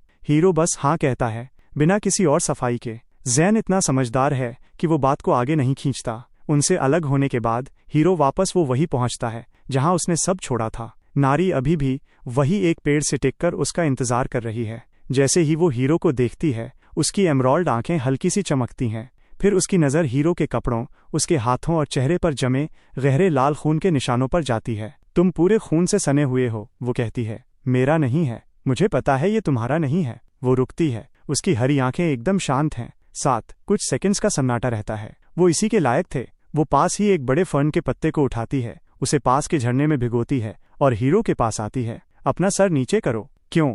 तुम्हारे चेहरे पर खून लगा है। सर नीचे करो। हीरो झुक जाता है। वो अपने पैरों के पंजों पर खड़ी होती है और उस गीले पत्ते से बड़े प्यार से हीरो के गाल से खून पोंछने लगती है। वो ये नहीं पूछती कि उसने उन्हें क्यों मारा, नहीं, ये पूछती है कि वो कौन थे। ना कोई डर, ना कोई नफरत। जैसे ये दुनिया की सबसे आम बात हो कि वो बाहर गया, उन लोगों को मारा जो मौत के लायक थे और चेहरे पर खून लेकर वापस आ गया। बस उसे साफ कर दो, बात खत्म। वो पीछे हटती है और अपना काम चेक करती है। अभी भी थोड़ा बचा है। छोड़ो, ये ऐसे नहीं निकलेगा। जब हम वापस जाएंगे तो पानी से ढंग से धो लेंगे। शुक्रिया। किस लिए? वो अपना चेहरा दूसरी तरफ मोड़ लेती है। उसके कानों के ऊपरी हिस्से हल्के गुलाबी पड़ गए हैं। चलो अब, क्या तुम्हें अभी और लेवलिंग नहीं करनी? हीरो बिना कुछ बोले उसे आगे बढ़ते हुए देखता है और फिर उसके पीछे चल देता है। अगले कुछ वक्त तक नारी और हीरो मिलकर मॉन्स्टर्स का सफाया करते हैं और साथ में लेवल्स बढ़ाते हैं। इस बीच हीरो को स्टेलर रेल्म की हालत के बारे में और भी बातें पता चलती हैं। एल्व्स का गिरना सिर्फ ट्रैवलर्स के हमलों की वजह से नहीं हुआ था, उससे बहुत पहले ही एंजल्स ने हर एक नेटिव रेस को प्लानिंग के साथ कमजोर करना शुरू कर दिया था। ट्रैवलर्स के आने से पहले ही एंजल्स एक सोची समझी मुहिम चला रहे थे ताकि हर नेटिव रेस से उनकी ताकत छीन ली जाए। एल्व्स के पवित्र पेड़ को जहर दे दिया गया, ड्वार्फ्स की खदानों को सील कर दिया गया और बीस्टमैन के इलाके को जबरदस्ती छोटा कर दिया गया। ये सब कुछ गॉड्स की बिसात पर हो रहा है। एल्व्स की एक पुरानी प्रोफेसी है। हीरो चलते हुए कहता है, आखिरी हिसाब किताब के बारे में। नारी वही ठिठक जाती है, तुम्हें ये कैसे पता? मुझे बहुत सी बातें पता हैं। एल्व्स की पुरानी कथाओं के हिसाब से जब हर रेस की रोशनी को गॉड्स निगल लेंगे, तब इस पिंजरे के अंदर से एक रूह निकलेगी जो आसमान को चीर देगी और आखिरी फैसला सुनाएगी। उस जंग का नतीजा दोनों दुनियाओं की किस्मत तय करेगा। पिंजरे के अंदर की एक रूह। नारी धीरे से ये शब्द दोहराती है और अपनी एमराल्ड आंखें हीरो की तरफ मोड़ती है। तुमने कहा था कि तुम गॉड से लड़ने आए हो। तुम ही प्रोफेसी वाले वो शख्स हो। किसी नतीजे पर मत पहुंचो। हीरो उसे बीच में ही रोक देता है। 1000 रिबर्थ्स के बाद उसे पक्का पता है कि वो शख्स नहीं है। वोटिंग का वक्त जल्दी ही आ जाता है। सारे ट्रैवलर्स को स्टार्टिंग पॉइंट पर वापस खींचा जाता है ताकि वो एक जोन कमांडर चुन सकें। स्टोनहो नाम का एक हल्ला गुल्ला करने वाला आदमी, जिसका क्रिमिनल बैकग्राउंड है और जिसने राउंड 1 में सिर्फ अपनी ताकत के दम पर बहुत से लोगों को मारा था, वो अब डर दिखाकर सबको मजबूर कर रहा है कि वो उसे वोट दें। वो हीरो को वापस आते देखता है और गुस्से में उसकी तरफ बढ़ता है। मेरे आगे झुक जाओ, मैं तुम्हें जिंदा रहने दूंगा। हीरो अपनी 100 लीटर स्केथ निकाल लेता है। स्टोनहो जैसे ही उस वेपन को देखता है जिससे मौत की बू आ रही है, उसके ठंडे पसीने छूट जाते हैं। उसे समझ आ जाता है कि उसने गलत आदमी से पंगा ले लिया है। ऐसा है क्या? स्टोनहो अपने दांत पीसता है पर आगे नहीं बढ़ता। हीरो ने खुद को इसलिए रोका क्योंकि उसे चाहिए कि स्टोनहो ही जोन कमांडर बने। राउंड 3 में उसका कमांड ओवरराइड हीरो के बहुत काम आने वाला है। फाइनल वोट होता है और स्टोनहो जोन कमांडर चुन लिया जाता है। एंजल, ठीक जैसा हीरो ने सोचा था, कमांड ओवरराइड की लिमिटेशंस अनाउंस करती है। ये सिर्फ 10 बार यूज हो सकता है और किसी भी ऐसे ट्रैवलर पर यूज नहीं हो सकता जिसका टैलेंट अनलॉक हो चुका हो। स्टोनहो का चेहरा उतर जाता है। फिर एंजल अनाउंस करती है कि इस जोन में सिर्फ एक ही ट्रैवलर है जिसने हिडन टैलेंट अवेकनिंग पूरी की है। वो है द ब्लैक स्केथ। जोन की हर एक आंख हीरो की तरफ मुड़ जाती है। उन्हें ये नहीं पता कि इसका मतलब ये है कि हीरो ही वो अकेला शख्स है जिसे जोन कमांडर कंट्रोल नहीं कर सकता। सबकी रूहें वापस अर्थ पर भेजने से पहले हीरो एक आखिरी बार पीछे मुड़कर नारी को देखता है। वो ट्रैवलर नहीं है, इसलिए वो बाहर नहीं खींची जाएगी और वही रुक जाएगी। मैं अगले राउंड में वापस आऊंगा। नारी वो अपना चेहरा मोड़ लेती है जैसे उसने सुना ही न हो, पर हीरो देखता है कि उसके कान गुलाबी हो गए हैं। असली दुनिया में वापस आकर हीरो आराम नहीं करता। वक्त कम है, उसे एक खास इंसान को ढूंढना है। मियाई, वो साथी जिसे वो रिक्रूट करना चाहता है। सबसे जरूरी ये है कि उसके पास एक अनोखा हिडन टैलेंट है, गार्जियन, जो आसपास के साथी ट्रैवलर्स की सारी स्टैट्स को 50% बढ़ा देता है। मिया के पास गार्जियन रून भी है जो 5 लोगों तक के लिए शील्ड बना देता है। टीम की लड़ाई में ऐसी एबिलिटी की कोई कीमत नहीं लगाई जा सकती। पिछली जिंदगियों की यादों के हिसाब से मिया इस वक्त एक डेजर्ट शॉप में काम कर रही होगी। वो उसे जल्दी ही ढूंढ लेता है। एक लड़की जिसने पॉनीटेल बनाई है, काउंटर के पीछे केक्स पैक करने में बिजी है। जब हीरो अंदर जाता है, वो ऊपर देखती है और अपनी आंखें झपकी लेती है। तुम मेरे क्लासमेट हो ना, काई लिन? हीरो ऐसे एक्ट करता है जैसे उसने उसे पहले कभी देखा ही न हो। पुरानी जिंदगियों ने सिखाया है कि अगर वो तुरंत ज्यादा घुल मिल गया तो वो शक करेगी, पर अगर उसे लगा कि ये कोई अचानक हुई मुलाकात है तो वो ज्यादा आसानी से बात करेगी। सॉरी, मुझे तुम ज्यादा याद नहीं हो। मिया के चेहरे पर एक पल के लिए दुख दिखता है, फिर वो वापस मुस्कुरा देती है। कोई बात नहीं, मुझे लोग अक्सर भूल जाते हैं। मैं आपके लिए क्या ला सकती हूँ? हीरो एक तिरामिसू ऑर्डर करता है और पैसे देते वक्त उसे चुपके से एक्स्ट्रा पैसे थमा देता है। ये बहुत ज्यादा है, इसे अपनी मेहनत की टिप समझ लो। मिया सुन्न रह जाती है। कुछ और ऐसी ही अचानक मुलाकातों के बाद वो जल्दी ही एक दूसरे के कॉन्टैक्ट्स एक्सचेंज कर लेते हैं। वो एकदम सीधी सादी लड़की है, लोगों पर बहुत जल्दी भरोसा कर लेती है। यही उसकी सबसे बड़ी ताकत भी है और सबसे बड़ी कमजोरी भी। एक ग्रुप डिनर के दौरान वो खुद ही हीरो को अपनी एबिलिटी के बारे में बता देती है। सारी स्टार्ट्स में 50% का बूस्ट। ये तो कमाल है, हीरो कहता है और सच में हैरानी के साथ उसके एट्रीब्यूट पैनल को देखता है। वो शर्मा जाती है और कहती है कि ये कोई इतनी बड़ी बात नहीं है क्योंकि वो लड़ भी नहीं सकती। उसे अंदाजा भी नहीं है कि ये एबिलिटी असल में कितनी खतरनाक है। राउंड 1 में हीरो को एक रैंडम गोल्ड एग मिला था। इसका इनाम रैंडम होता है, पर किस्मत सिर्फ इस बात पर असर डालती है कि कितने कॉइन्स निकलेंगे। मिया के बूस्ट के साथ नतीजा बिना किसी शक के सबसे ज्यादा हो जाता है। उसके बूस्ट और स्लॉटर रूम दोनों को मिलाकर हीरो वो रैंडम कॉइन पाउच खोलता है। 9,999 गोल्ड कॉइन्स। 1000 रिबर्थ्स में ये सबसे ज्यादा मिलने वाला इनाम है। मिया उसके हाथ में एक चमकता हुआ पर्पल क्रिस्टल भी थमा देती है। वो बताती है कि ये एक मैजिक क्रिस्टल है जो उसे ट्रायल के दौरान अचानक मिल गया था। हीरो उस क्रिस्टल को देखता है और उसके दिल में एक तूफान सा उठ जाता है, एक पर्पल मैजिक क्रिस्टल जो सातों टाइप्स में सबसे ज्यादा रेयर है। एक बार जब लेवल 20 पर सॉकेटिंग फंक्शन अनलॉक हो जाएगा तो ये एक साथ हर एक स्टैट को बढ़ा देगा। लेट गेम में इसकी कीमत का अंदाजा लगाना भी मुश्किल है। मिया मुस्कुराकर कहती है कि हीरो ने उसके लिए इतना कुछ किया है तो एक पत्थर की कोई कीमत नहीं। उसे नहीं पता कि ये पत्थर एक खजाना है। जल्दी ही राउंड 3 शुरू होता है। जैसे ही हीरो की रूह खींची जाती है उसे कुछ अलग महसूस होता है। मंजिल गेलिया राउंड वाला पत्थर का शहर नहीं है, ये ऊंची दीवारों से घिरा हुआ एक किला है। उसके बीच में एक बहुत बड़ा क्रिस्टल रेलिक खड़ा है। इस राउंड में भी सबको जोन्स में बांटा गया है। हीरो के जोन के ट्रैवलर्स को किले के अंदर छोड़ा जाता है, कुल 4900 लोग। एक एंजल नीचे आती है और मुस्कुराकर वो रूल्स बताती है जिससे सब डरते हैं। रेलिक की हिफाजत करो, उसे 3 घंटे तक सही सलामत रखो और आगे बढ़ो। सिर्फ 1250 लोग आगे बढ़ेंगे, यानी 3/4 लोग खत्म हो जाएंगे। रूल्स सिंपल हैं, हर 30 मिनट में मॉन्स्टर्स रेलिक पर हमला करेंगे और ट्रैवलर्स को उसे बचाना है। फाइनल रैंकिंग स्किल्स के हिसाब से होगी। टॉप 1250 जिएंगे, बाकी मर जाएंगे। स्टोन हो ये बात तुरंत समझ जाता है, जो सबसे ज्यादा मॉन्स्टर्स मारेगा वो जीतेगा। और क्योंकि उसके पास कमांड ओवरराइड है तो ये राउंड उसके लिए कंट्रोल करना आसान होना चाहिए। पर तभी एंजल की अगली बातें उसे ठंडे पानी में डुबो देती हैं। जोन कमांडर इस राउंड में कमांड ओवरराइड यूज कर सकता है, पर अगर किसी ट्रैवलर ने कमांडर को मार दिया तो मारने वाला तुरंत कमांडर बन जाएगा। कमांडर बनते ही उसके सारे 10 कमांड ओवरराइड यूजेस वापस रीसेट होकर फुल हो जाएंगे। कमरे में मौजूद हर एक शख्स की निगाहें स्टोनहो पर जम जाती हैं। हीरो उसके पास जाकर खड़ा होता है और कहता है, डरो मत, मैं तुम्हें मारने नहीं आया। मैं तुम्हें जिंदा रख सकता हूँ, पर तुम्हें वही करना होगा जो मैं कहूंगा। पर स्टोनहो का घमंड बीच में आ जाता है और वो मना कर देता है। हीरो को पहले ही पता था ये होगा, तो फिर आज के बाद तुम जियो या मरो ये मेरी प्रॉब्लम नहीं है। जब बाकी सब कमांडर बनने की होड़ में लगे होते हैं, हीरो किले से निकल जाता है। वो सीधा जंगल की तरफ निकल जाता है, क्योंकि वो जानता है कि नारी अभी भी वही है। बेशक जेड फॉरेस्ट के खंडरों के पास उसे नारी मिल जाती है। वो एक मरे हुए सेक्रेटरी के नीचे अकेली बैठी है। उसके पास मुरझाए हुए फूलों का एक गुच्छा है, अपने पुरखों को याद करने का एल्विन तरीका। तुम वापस आ गए। उसका लहजा सपाट है, पर हीरो देखता है कि उसकी आंखों के कोने लाल हैं। मैंने कहा था मैं आऊंगा। वो हल्का सा सिर हिला देती है। मेरे साथ चलो, ट्रायल जोन पास ही है। मुझे लेवल अप करना है, और अगर तुम यहाँ रुकी तो ट्रैवलर्स की अगली वेव तुम्हें ढूंढ लेगी। नारी खड़ी होती है और अपनी स्कर्ट से धूल झाड़ती है। मैं इसलिए नहीं आ रही क्योंकि मैं डरी हुई हूँ। मुझे पता है, बस मेरे पास जाने के लिए कोई और बेहतर जगह नहीं है। मुझे पता है। वो उसे अनसुना करके आगे बढ़ने लगती है। गलत रास्ता है। हीरो दूसरी तरफ इशारा करता है। नारी के कान एकदम लाल हो जाते हैं और वो बिना कुछ बोले मुड़ जाती है। ट्रायल जोन में वापस आकर हीरो पूरी ताकत से लेवलिंग में लग जाता है। राउंड 3 में मॉन्स्टर्स की तादाद बहुत ज्यादा है और साथ में ट्रिपल एक्सपीरियंस बोनस भी है, इसलिए काम बहुत तेजी से हो रहा है। हर बार जब सॉइल ईटर स्केथ किसी को मारती है तो सॉइल रीप टैलेंट अपने आप सॉइल एनर्जी खींच लेता है, जिससे हीरो की स्टैट्स हमेशा के लिए बढ़ जाती हैं। नारी साइड में खड़ी होकर हैरानी से ये सब देखती है। उसे यकीन नहीं होता। तुम किस तरह के मॉन्स्टर हो? एक डेथ गॉड? तुम मजाक कर रहे हो? नहीं। वो थोड़ी देर शांत रहती है। एल्विन लेजेंड्स में डेथ गॉड जैसा कोई कॉन्सेप्ट नहीं होता। उनका मानना है कि रूहें ट्री ऑफ लाइफ में वापस चली जाती हैं। शायद, पर एक डेथ गॉड अभी तुम्हारे सामने खड़ा है।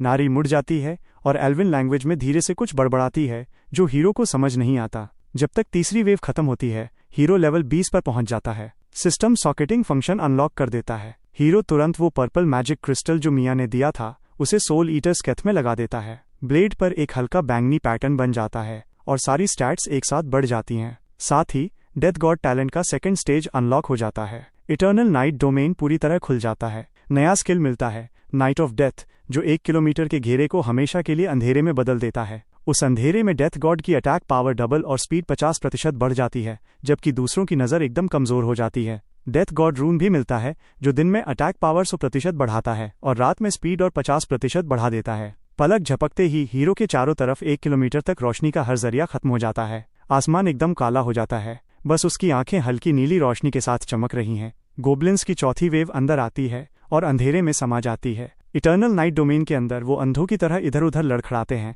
और वो अपनी सोल ईटर स्केथ लेकर उस अंधेरे में निकल पड़ता है, बिल्कुल एक डेथ गॉड की तरह जो अंधेरे में चल रहा हो। उसका हर एक वार जिंदगी का एक सटीक शिकार है। उस काली रात में सिर्फ गोब्लिन्स के मरने की चीखें और हवा को काटती स्केथ की आवाज सुनाई देती है। नारी उस अंधेरे के किनारे पर खड़ी है। उसकी एमराल्ड आंखें उस साए पर टिकी हैं जो काले अंधेरे में सब कुछ मिटा रहा है। उसका दिल डर से नहीं धड़क रहा, क्योंकि उस दम घुटने वाले अंधेरे में भी वो शख्स ऐसी एनर्जी छोड़ रहा है जो उसे अनजाने में सेफ महसूस कराती है। चौथी वेव खत्म करने के बाद उसके पास 20,000 गोल्ड हो जाते हैं और वो रिकॉन स्किल खरीद लेता है। इस बीच स्टोनहो की साइड पूरी तरह तबाह हो चुकी है। पांचवी वेव भयानक वेयरवुल्व्स की आती है, जिनकी तादाद बचे हुए ट्रैवलर्स से 10 गुना ज्यादा है। स्टोनहो ने अपने सारे 10 कमांड ओवरराइड्स पहले ही फूंक दिए हैं। अब वो सिर्फ हीरो से मदद की भीख मांग सकता है, पर वो उसकी तरफ ठंडी नजरों से देखता है। जब तुमने अपने कमांड ओवरराइड खत्म कर दिए तो मेरे लिए तुम्हारी कोई कीमत नहीं बची। स्टोनहो का चेहरा राख जैसा सफेद पड़ जाता है। तभी उसका एक आदमी, मार्को नाम का एक लंबा चौड़ा बंदा, अचानक लपकता है और स्टोनहो को संभालने का मौका दिए बिना उसकी छाती में ब्लेड घोंप देता है। सॉरी, मुझे बस जिंदा रहना है। सिस्टम नोटिफिकेशन आती है। मार्को ने जोन कमांडर स्टोनहो को मार दिया है। कमांडर पोजीशन इनहेरिट हो गई। मार्को बिना हिचकिचाए हीरो के आगे घुटनों पर गिर जाता है। मार्को वफादारी की कसम खाता है। सब कुछ प्लान के मुताबिक चल रहा है, पर हीरो का अगला कदम उसे अंदर तक डरा देता है। वो उसे ऑर्डर देता है कि वो अपने 10 आदमियों पर कमांड ओवरराइड यूज करे और रेलिक को तबाह कर दे। मार्को का मुंह खुला का खुला रह जाता है। एंजल ने कहा था, रेलिक तोड़ने पर भयानक सजा मिलेगी। वो चुपचाप एक तेज धमाके के साथ रेलिक तोड़ देता है। सिस्टम नोटिफिकेशन, रेलिक तबाह हो गया। Mission fail. Divine enforcer 30 minute में पहुंचेगी। ट्रैवलर्स में अफरा तफरी मच जाती है, पर बहुत वक्त बाद हीरो पहली बार मुस्कुरा देता है। जल्दी ही डिवाइन एनफोर्सर नीचे आती है। वो सुनहरी रोशनी में लिपटी हुई धीरे से उतरती है। चेहरा एकदम शांत, स्माइल प्यारी सी। फिर अचानक आसमान से हजारों रोशनी की तलवारें बरसने लगती हैं। पहली ही वेव में 300 ट्रैवलर्स मिटा दिए जाते हैं। हीरो इस भीड़ भाड़ का फायदा उठाकर घूमकर डिवाइन एनफोर्सर के पीछे पहुंच जाता है। डेथ गॉड्स आई उसकी कमजोरी पर लॉक हो जाती है। डिवाइन एनफोर्सर के पास सुनने की शक्ति नहीं है, सिर्फ देखना ही उसका एकमात्र सेंस है। वो छलांग लगाता है और डेथ मार्क रिलीज करता है। डैमेज 120% बढ़ चुका है। गॉड स्लेयर टाइटल के डबल डैमेज के साथ मिलकर सोल ईटर स्केथ सीधा उसकी आंख के पार निकल जाती है। एक ही बार में उसकी 40% हेल्थ खत्म। वो दर्द से चीखती है और उसे फंसाने के लिए एक बैरियर रिलीज करती है, पर हीरो को उसकी हर चाल पता है। बैरियर बंद होने के आखिरी सेकंड में वो बाहर निकल जाता है। वो घूमकर वापस आता है और उसकी दूसरी आंख भी फोड़ देता है। अब वो एकदम अंधी हो चुकी है। डिवाइन एनफोर्सर पागल हो जाती है और बिना किसी निशाने के हर तरफ लाइट ब्लेड्स चलाने लगती है। Night of death. अंधेरा पल भर में सारी रोशनी को निगल लेता है। इटर्नल नाइट डोमेन के अंदर उन लाइट ब्लेड्स की ताकत लगभग खत्म हो जाती है। वो उस काले अंधेरे में हरकत करता है। एक बार उसके बाएं विंग को काट देता है, दूसरा दाएं को। डिवाइन एनफोर्सर मौत के करीब पहुंच जाती है, जिससे उसका passive skill final radiance trigger होता है। वो 60 सेकंड्स के लिए हर तरह के डैमेज से आजाद हो जाती है। हीरो एक सेफ दूरी पर जाता है और खामोशी से इंतजार करता है। 60 सेकंड्स बीतते हैं। रोशनी धीमी पड़ती है। सॉइल ईटर स्केथ एक परफेक्ट घेरा बनाती है और उसका सर कलम कर देती है। कॉन्ग्रेचुलेशन, डिवाइन एनफोर्सर हार गई। लेवल 3 बढ़ गया। 8000 गोल्ड कॉइन्स मिले। 4000 गोल्ड का बोनस रिवॉर्ड। नया टाइटल मिला, डिफायर ऑफ डिवाइन जजमेंट, जो डिवाइन बीइंग्स से होने वाले डैमेज को 80% कम कर देता है। कंडेंस डिवाइन सेंस और डिवाइन रेडियंस रून भी मिल गए। उसका लेवल 30 पहुंच जाता है। डिवाइन रेडियंस रून उसकी इंटेलिजेंस को सीधा 30 पॉइंट्स बढ़ा देता है, जिससे स्किल डैमेज 30% बढ़ जाता है। यही असली वजह थी कि उसने रेलिक तबाह करवाया। सिर्फ एक डिवाइन एनफोर्सर को मारकर ही आप वो रिवॉर्ड्स पा सकते हैं जो किसी आम रास्ते से मिलना नामुमकिन है। एंजल फिर नीचे आती है और रैंकिंग्स अनाउंस करती है। Zone wide first place, black scythe, kill count 3631।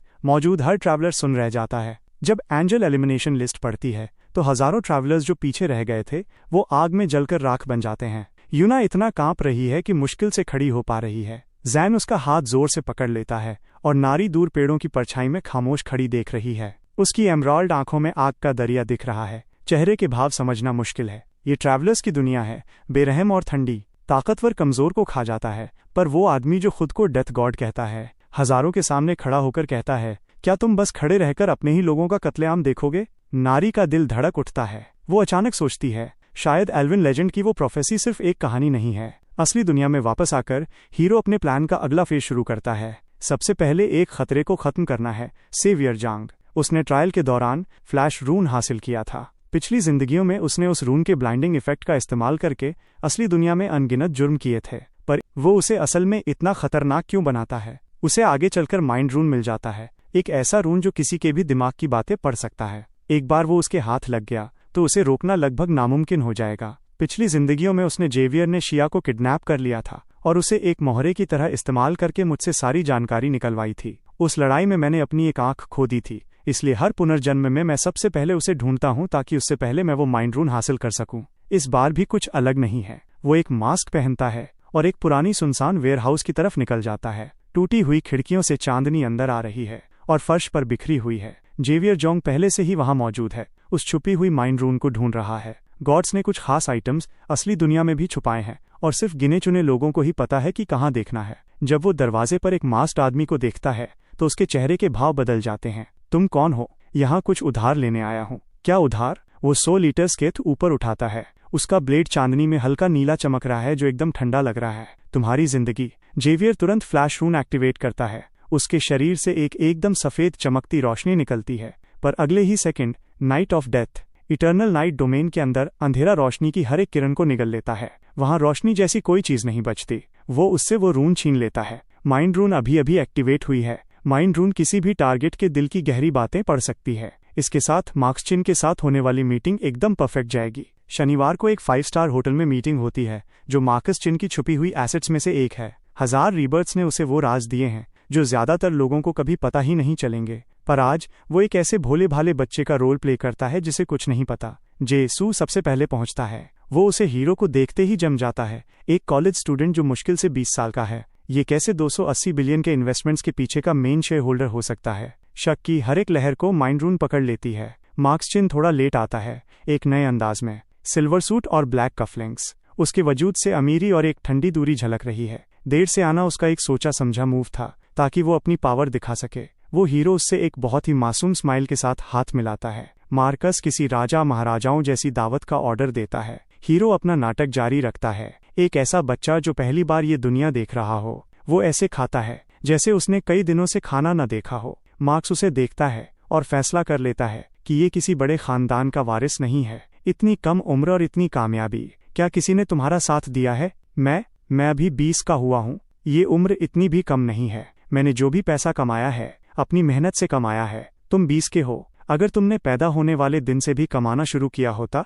तब भी तुम अपने दम पर सैकड़ों बिलियंस नहीं बना सकते थे। वो अपना सबसे मासूम चेहरा बनाता है। ओह, मैं इतना भी महान नहीं हूँ। मेरी पहली बड़ी कामयाबी एक सिंगल इन्वेस्टमेंट से आई थी जो कई गुना बढ़ गई। फिर वो उन्हें असली वजह बताता है उस सब के पीछे जो उसने खड़ा किया है। ट्रायल के दौरान मुझे फोरसाइट का एक खास टैलेंट मिला। तुम मजाक कर रहे हो? जेसू को साफ तौर पर यकीन नहीं होता। उनके शक को खत्म करने के लिए वो मार्कस चिन के बारे में ऐसे राज खोलता है जो किसी को नहीं पता होने चाहिए। वो बताता है कि 5 स्टार ग्रुप का बड़ा बेटा होने के बावजूद उसके अपने परिवार ने उसे कभी सीरियस नहीं लिया। उसने स्टेलिन ग्रुप छुपकर बनाया था और ये होटल भी उसकी छुपी हुई संपत्ति है। जेसू जानना चाहता है कि उसे ये सब जानकारी कहाँ से मिली, पर मार्कस चिन शांत हो जाता है, सोच में डूबा हुआ। फिर वो अपना आखिरी पत्ता खेलता है। क्या होगा अगर मैं कहूँ कि मेरे पास ट्रायल 4 की जानकारी है? क्या तब भी आपको लगेगा कि मैं झूठ बोल रहा हूँ? दोनों के चेहरों से तुरंत सारा कॉन्फिडेंस गायब हो जाता है। वो उन्हें बताता है, ये ट्रायल मॉन्स्टर्स को मारने के बारे में नहीं है, ये ट्रैवलर वर्सेस ट्रैवलर है। 2 मिनट के अंदर वो कमरे का सबसे ठंडा इंसान आगे झुक जाता है, एकदम डेडली सीरियस होकर। अगर तुम्हारी फोरसाइट सच है, वो अपना ग्लास नीचे रखता है, आंखें हीरो पर टिकी हैं, तो मैं तुम्हारे प्लान को पूरी तरह सपोर्ट करूंगा, क्योंकि मार्कस चिन के लिए हर ट्रायल से पहले की जानकारी की कोई कीमत नहीं लगाई जा सकती। पर सच्चाई तो ये है कि वो कोई पैगंबर नहीं है। वो एक ऐसा इंसान है जो पुनर्जन्म ले चुका है, 1000 बार पुनर्जन्म। प्रॉफिट वाली पहचान बस ज्यादा सेफ है। अगर मेरे रीबर्थ का सच बाहर आ गया तो बड़े एंजल्स, यहाँ तक कि गॉड्स भी मेरे पीछे पड़ सकते हैं। पर फोरसाइट एक ऐसा टैलेंट है जिसे लोग आराम से हजम कर सकते हैं। इससे ज्यादा शक नहीं होगा। होटल से बाहर निकलते हुए वो धीरे से सांस छोड़ता है। बोर्ड पर पहला मोहरा सेट हो गया है। अब उसे ट्रायल 4 की जानकारी मिया तक पहुंचानी है। जब वे मिलते हैं, वो अपनी नई स्पोर्ट्स कार में पहुंचता है। जैसे ही मिया उसे देखती है, वो ठिठक जाती है। क्या ये सच में तुम्हारी है? अंदर बैठो और खुद देख लो। मिया हमेशा की तरह उत्सुक होकर पूछती है, ये तुम्हें कितने की पड़ी? वो बड़े आराम से जवाब देता है, 9 मिलियन। ये नंबर उसे किसी दीवार की तरह लगता है। 9 मिलियन? क्या तुम्हें पता है कि इतने पैसों में कितनी छोटी दुकानें खुल सकती हैं? मेरी पूरी जिंदगी में शायद मैं कभी 9 मिलियन देख भी न पाऊं। अपने आप को इतना कम मत समझो। कुछ दिन पहले मेरे पास भी कुछ नहीं था और अब मुझे देखो। पर मिया अब सुन नहीं रही। वो पूरी तरह अपनी ही दुनिया में खो गई है। इसके पास सैकड़ों बिलियंस है और ये यहाँ मेरे साथ घूम रहा है। क्या ये मुझे पसंद करता है? ये तो एक डेट जैसा लग रहा है। उसके गाल गुलाबी पड़ जाते हैं। वो उसे डेड्रीम करते हुए देखता है और कहता है, मिया एक बात है जो मुझे तुम्हें साफ साफ बतानी होगी। उसे लगता है कि ये कोई कन्फेशन है। उसका दिमाग शॉर्ट सर्किट हो जाता है। कन्फेशन। वो 2 बार अपना गला साफ करता है ताकि माहौल की टेंशन कम हो सके। साफ साफ बताने का मतलब है तुम्हें कुछ जानकारी देनी है। मिया अपने हाथ हिलाती है और उसे हंसकर टाल देती है। वो कहती है कि वो मजाक कर रही है। पर अंदर ही अंदर वो शर्म के मारे 1000 बार मर चुकी है। वह सीधा मुद्दे पर आता है। मेरे पास इतना पैसा होना कोई किस्मत नहीं है, वो इसलिए है क्योंकि मेरे पास फ्यूचर रून है। फ्यूचर रून? मिया का चेहरा खिल उठता है। तुम्हारा रून तो कमाल का लग रहा है, पर तुमने मुझे इतनी पर्सनल बात क्यों बताई? वो एक हल्की स्माइल देता है। तुमने भी तो मुझे अपने रून के बारे में बताया था, है ना? ऐसा लगा कि ये बिल्कुल सही है। मिया किसी बच्चे की तरह बिना किसी पर्दे के हंसती है। जो दिल में है वो बोलकर सच में बहुत अच्छा लगता है। फिर वो पूछती है कि उसने अपने रून और अपने राज के बारे में उसे क्यों बताया। वह कहता है कि अगर वह सच न बताता तो वह उस बात पर यकीन नहीं करती जो वो अब कहने वाला है। फिर वो उसे ट्रायल 4 की जानकारी देता है। मिया हैरान रह जाती है। उसे समझ नहीं आता कि इसका क्या करे, और साफ दिख रहा है कि उसे अंदाजा नहीं है कि ये कितना सीरियस है। वो उसे 3 बार वार्निंग देता है कि अपने आसपास के हर इंसान पर नजर रखे। मिया देखती है कि वो उसकी कितनी परवाह करता है और फिर से अपनी ही दुनिया में खो जाती है। वो मेरी इतनी फिक्र करता है? पक्का वो मुझे थोड़ा पसंद करता है। अगर उसने मुझे डेट पर बुलाया तो क्या मुझे यस कहना चाहिए? मिया को छोड़ने के बाद हीरो थोड़ा उलझन में पड़ जाता है। 1000 रीबर्थ्स हो गए और उसे अब समझ आ रहा है कि मिया के दिल में उसके लिए फीलिंग्स हैं। पर ये अच्छा है, अब उसके पास काम करने के लिए एक इमोशनल फाउंडेशन है। वो मिया को अब ज्यादा आसानी से अपने करीब रख सकता है। ट्रायल 4 अपने तय वक्त पर शुरू होता है। जैसे ही उसकी रूह स्टेलर रेल में पहुंचती है, हवा पिछले ट्रायल्स के मुकाबले एकदम अलग लगती है। एक एंजल नीचे आती है और रूल्स अनाउंस करती है। Trial 4, traveller versus traveller. हर ट्रैवलर को 3 लाइफ बैजेस मिलेंगे। हर मौत पर एक बैज खत्म होगा। अगर सारे बैजेस खो दिए तो हमेशा के लिए मौत। टॉप 500 बैज होल्डर्स ही आगे बढ़ेंगे। मार काट 24 घंटे बाद शुरू होगी।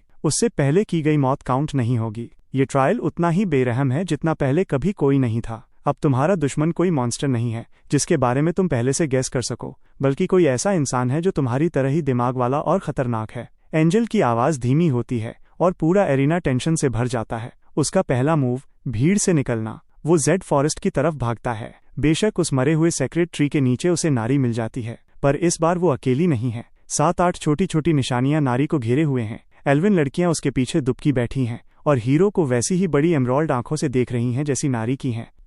ये तुम्हें कहाँ मिले? नारी के चेहरे पर नरमी आ जाती है, कुछ ऐसा जो हीरो ने बहुत कम देखा है। तुम्हारे जाने के बाद मैं जंगल के बीच में गई तो ये मिले, जेड फॉरेस्ट के आखिरी सर्वाइवर्स। सब के सब बस बच्चे हैं, 7 एल्विन बच्चे। सबसे बड़ा इंसानी उम्र के हिसाब से 10 साल का लग रहा है और सबसे छोटा शायद 4 या 5 साल का। वे नारी से ऐसे चिपके हैं जैसे वह उनका आखिरी परिवार हो। इनके माँ बाप। नारी नाम में सिर हिला देती है। वो थोड़ी देर शांत हो जाता है। ये ट्रायल ट्रैवलर वर्सेस ट्रैवलर है। जंगल पहले से कहीं ज्यादा खतरनाक होने वाला है। तुम यहाँ नहीं रह सकती। नारी अपनी तेवरी चढ़ाती है। तो फिर कहाँ? मेरे साथ चलो, मैं कोई सेफ जगह ढूंढ लूंगा। तुम हमेशा यही कहते हो। वो बड़बड़ाती है, पर वो पहले ही एल्विन बच्चों को इकट्ठा करने लगती है और उन्हें अपना सामान पैक करने को कहती है। हीरो देखता है कि उसकी गैर मौजूदगी में नारी ने एक छोटा सा कैंप बना लिया है। कच्चा है, हाँ, पर उन बेलों से बनी दीवारों और पत्तों के बिस्तर से दिखता है कि उसने इन बच्चों का ख्याल रखना कभी बंद नहीं किया। तुम ये अकेले कर रही थी। एल्व्स अपनों को कभी नहीं छोड़ते। वो ऐसे कहती है जैसे ये सबसे बड़ी सच्चाई हो। सबसे छोटी बच्चों में से एक हीरो की आस्तीन खींचती है। वो ऊपर देखकर टूटी फूटी आम भाषा में पूछती है, क्या आप वही हैं, एली? ताकतवर वाले जिनके बारे में नारी बात करती है। वो नारी की तरफ देखता है। उसका चेहरा एकदम गहरा लाल हो जाता है। वो तुरंत अपना सिर मोड़ लेती है। मैंने ऐसा कुछ नहीं कहा। मैंने तो बस पिछली बार के बारे में बताया था। नारी ने कहा कि आपने गंदे लोगों को भगा दिया था और एक बहुत बहुत बड़े एंजल को हरा दिया था। वो छोटी बच्ची खुशी से उछलने लगती है। नारी की हालत ऐसी है जैसे वो चाहती हो जमीन फट जाए और वो उसमें समा जाए। हीरो खुद को रोक नहीं पाता और हंस देता है। 1000 रीबर्थ्स में ये पहली बार है जब वो इस तरह दिल से हंसा है। वो नारी और एल्विन बच्चों को ट्रायल जोन के किनारे पर एक छुपी हुई गुफा में ले जाता है। ऐसी जगह जहां ज्यादातर ट्रैवलर्स जाने की जहमत नहीं उठाएंगे। एक बार जब वे सेट हो जाते हैं, वो अपने काम पर लग जाता है। ट्रायल 4 के 2 मेन मकसद हैं। पहला, बैजेस इकट्ठा करना और टॉप रैंकिंग्स में रहना। दूसरा, मार्को को मारना और हिडन मिशन को ट्रिगर करना। जब से मार्को जोन कमांडर बना है, उसका घमंड सर चढ़कर बोल रहा है। ट्रायल 3 खत्म होते ही और अर्थ वापस पहुंचते ही उसकी अपनी क्रू से अनबन हो गई थी। जैसे ही ट्रायल 4 शुरू होता है, उसका पहला मूव अपना बचा हुआ कमांड ओवरराइड हीरो के पीछे इस्तेमाल करना होता है। उसे ये नहीं पता कि इससे एक हिडन मिशन ट्रिगर होगा। किसी खास ट्रायल में जोन कमांडर को मारो तो डीप ट्रायल जोन का रास्ता खुल जाता है। वहाँ कुछ ऐसा है जो हीरो को चाहिए। मार्को को ढूंढते हुए उसकी मुलाकात कई और ट्रैवलर्स से होती है। ज्यादातर लोग उसे देखते ही दूर हट जाते हैं। कुछ इतने समझदार नहीं होते और उस पर हमला करने की कोशिश करते हैं। उन सब का अंजाम एक ही होता है, एक बैज कम हो जाता है और वे रेंगते हुए पीछे हटते हैं। वो उनकी जान नहीं लेता, बस बैजेस लेता है। डेथ गॉड्स आई उसे हर कमजोरी और हमले का रास्ता दिखा देती है। उसकी फुल एजिलिटी के साथ मिलकर हर एक हमला शुरू होने से पहले ही बेअसर हो जाता है। आखिरकार खंडहरों के एक मैदान में उसे मार्को मिल जाता है। 7-8 ट्रैवलर्स उसके साथ हैं, जिन्हें जबरदस्ती उसने कमांड ओवरराइड के अंदर रखा है।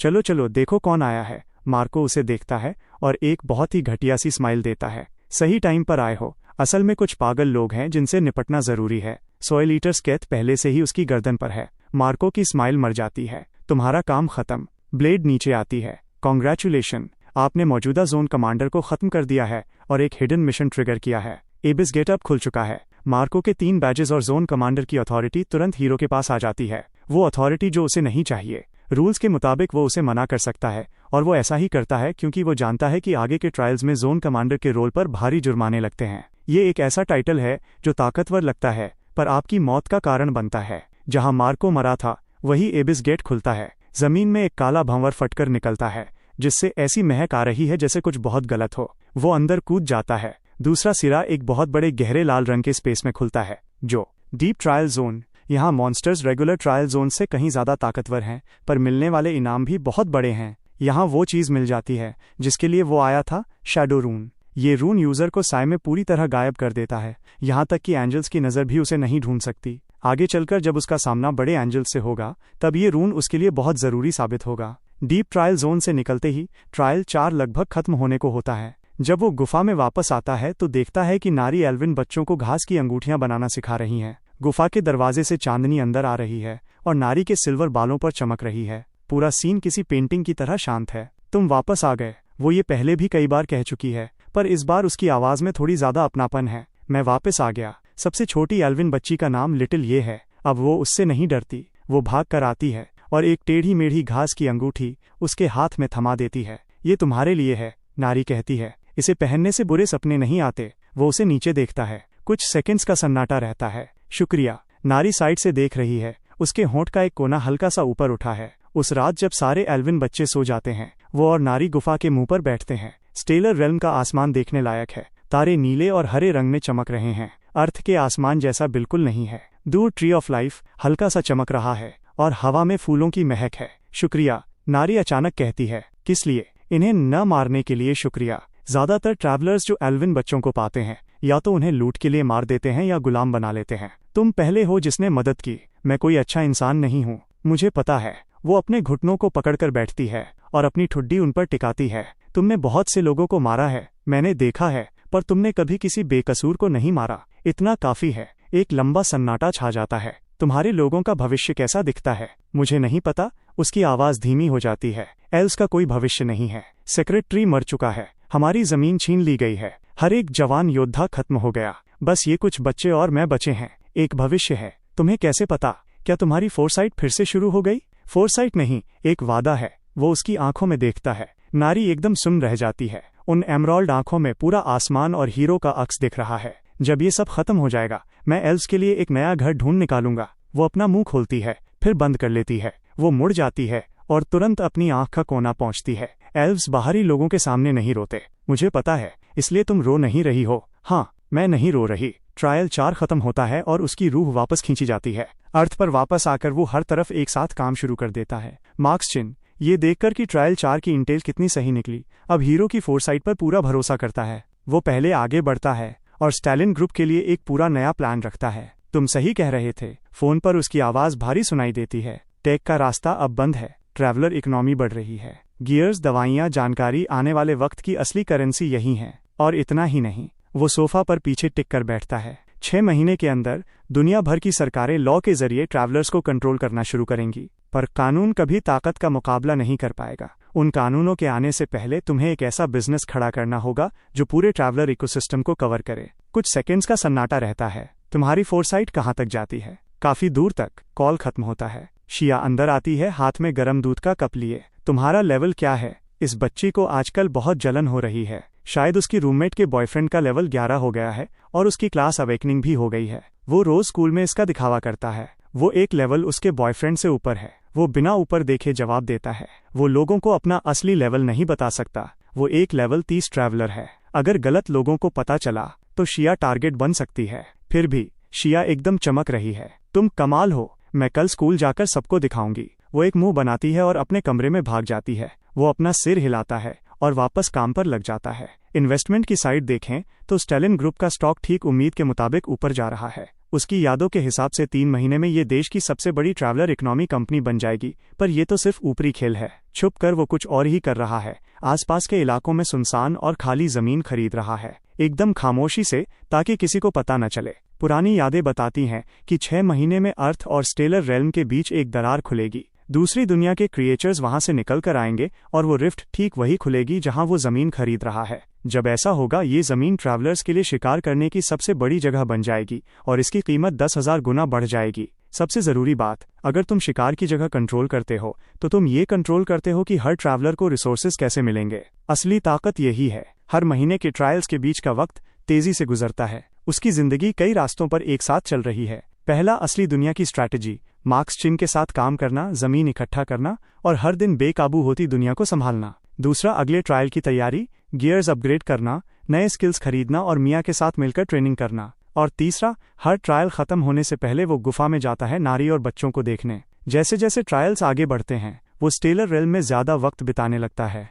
और नारी का रवैया भी उसके लिए डर और दूरी से बदलकर कुछ और ही बन जाता है जिसे नाम देना मुश्किल है। उसने अब ये कहना बंद कर दिया है कि मेरे पास कहीं और जाने की जगह नहीं है। अब उसका सवाल होता है, तुम वापस कब आओगे? एक बार वो मॉन्स्टर्स से लूटा हुआ सामान लाता है और गुफा की हालत ठीक करता है। तुम हमेशा एक गुफा में नहीं रह सकते। एल्विन पुरखे इससे भी बुरी हालत में रहे हैं। पर तुम एक प्रिंसेस थी, पुरानी प्रिंसेस। वो नदी के पास बैठकर कपड़े धो रही है। लिटिल ये ने जो गंदे किए थे और उसके सिल्वर बाल पानी की लहर के साथ बह रहे हैं। वे उस पानी के साथ बहती रहती हैं। वो उसे कितनी देर तक देखता रहता है उसे खुद नहीं पता। तुम क्या देख रहे हो? वो ऊपर नहीं देखती। कुछ नहीं, झूठ। माइंड रून किसी एल्फ के दिल को नहीं पढ़ सकती। मैं माइंड रून यूज नहीं कर रहा हूँ। तो फिर क्या देख रहे हो? तुम्हें कपड़े धोते हुए देख रहा हूँ। इसमें इतना इंटरेस्टिंग क्या है? तुम बहुत अच्छा काम कर रही हो। वो आखिरकार ऊपर देखती है। वो एमरॉल्ड आंखें उसे घूरती हैं, पर उसके होंठ का कोना उसकी सच्चाई बता देता है। वो धीरे से कहती है, बोरिंग।